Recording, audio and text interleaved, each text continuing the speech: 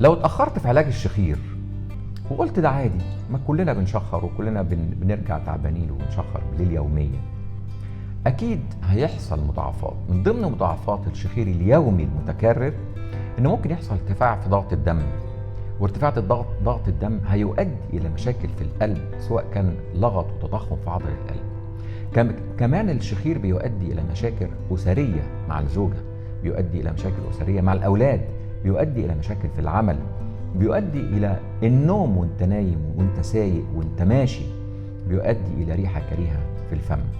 عشان كده نصيحتي لأي حد بيشخر، اوعى تقول ده عادي، وعلى طول تستشير أقرب متخصص لجراحات الشخير. مع تحياتي، دكتور هشام إبراهيم.